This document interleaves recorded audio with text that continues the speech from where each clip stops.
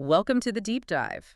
Today, we're tackling something that's pretty subtle but really significant in, professional settings. Yeah, we're talking about protected class hazing. Exactly. And let's be clear, we're not just talking about obvious discrimination here. This is more about those seemingly harmless pranks, maybe? Or those, like, rite-of-passage things that somehow always seem to single out people based on their identity. Right. Their race, gender, sexual orientation, disability, age, maybe their cultural background. It's the kind of stuff you might have seen, maybe even, well, experienced yourself. Without really clocking it as, discriminatory. That's the goal today, really, to get under the skin of this kind of insidious workplace behavior. And figure out why maybe the usual DEI efforts don't quite catch it. Yeah, and what can actually be done about it. We've been looking at some analysis on this. Think about constant jokes playing on stereotypes.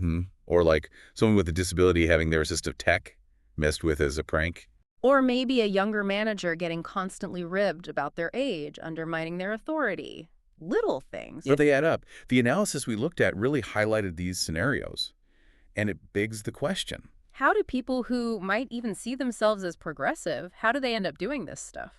Well, it often gets wrapped up in, oh, it's just tradition, or we're just bonding, or, it's just a joke. But the impact, that's not a joke at all. It's harmful. And that's a key finding in the material we reviewed, isn't it? This major disconnect between what someone intends and how it actually lands. Totally. Traditional DEI training, it often focuses on unconscious bias, promoting understanding, which is vital, obviously. Absolutely essential. Yeah. But it doesn't always give people the tools or maybe the awareness to spot these hazing-type actions. Right. Actions that might not seem malicious on the surface. But still end up targeting and disadvantaging people specifically because of their protected status. Exactly.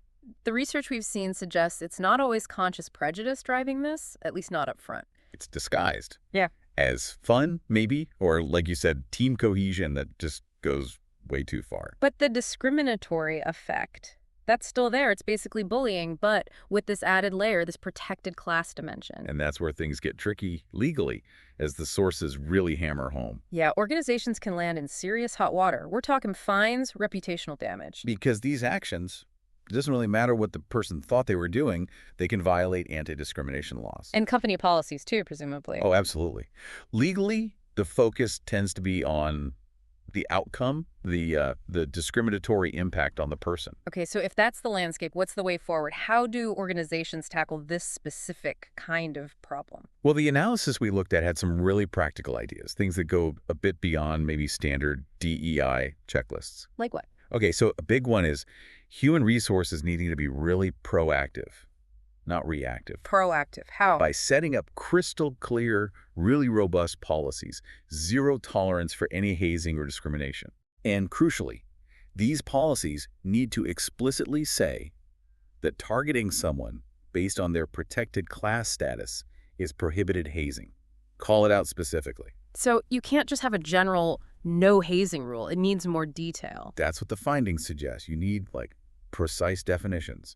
And examples, too. Show people what this actually looks like day to day. Makes sense. And reporting. Huge. Needs to be confidential, easy to use. People have to feel safe actually reporting this stuff if they see it or experience it. Needs a clear pathway. And then what happens? A report comes in. The investigation process has to be solid. According to the analysis, that means thorough, impartial, done quickly. Right. No dragging feet. Exactly. And there had to be clearly defined consequences. What happens if someone is found to have violated the policy? That needs to be spelled out. So it shows the company is serious, sends a message. Precisely. It demonstrates a real commitment. But it's not just on HR, is it? The research pointed to everyone having a role. Oh, definitely. Yeah. Employees themselves, they have a part to play, using those reporting systems we just talked about. Giving the company a chance to fix it internally first. Right. It can stop things from escalating. Yeah. And leaders, C-suite, managers, everyone in charge, their role is massive. How so? They have to actively champion respect, inclusivity. It's about setting the tone, Yeah. Walking the walk. And stepping in if they see something. Absolutely. Actively intervening. Their participation is just vital for making an inclusive environment feel real, not just like a policy on paper. Okay, here's something I found really interesting from the analysis. The idea of using regular anonymous surveys. Yeah. But not just any surveys, right? No, exactly. They need to be specifically asking about the workplace culture around hazing, pranks, behaviors that might be targeting certain groups unfairly. And the clever part there, I thought, was using that feedback as actual data. Right, like a tool. Yeah, it lets the organization see where the potential blind spots are, or maybe where policies aren't working as intended. Or how people feel about the culture, which is huge. And then they can adjust things based on real feedback. It's all about that continuous improvement loop. Monitoring, adjusting, monitoring again. And thinking about other proactive steps, the material we looked at really pushed bystander intervention training. That felt very practical. Oh, absolutely. Giving employees the actual skills and, maybe just as importantly, the confidence to step in safely when they see this stuff happening. It shifts the burden, doesn't it? It's not just on the person being targeted to deal with it. Exactly. This kind of training gives people concrete strategies, how to interrupt, how to support the person affected, when and how to report it properly. It builds that sense of, like, collective accountability. We're all responsible for keeping the workplace respectful. Shared responsibility, that's the goal. Now, when it comes to the training itself, the research highlighted a really key distinction from maybe more traditional DEI work. You mean the focus on impact versus intent?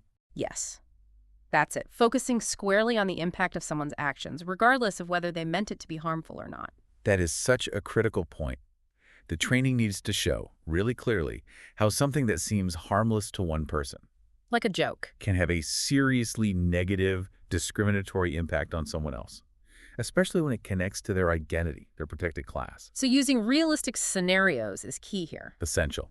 Scenarios directly related to these characteristics, like maybe showing a team member constantly making lighthearted jokes about a colleague's accent, Okay. and then having a discussion about how that might affect that person's sense of belonging, maybe even their professional credibility.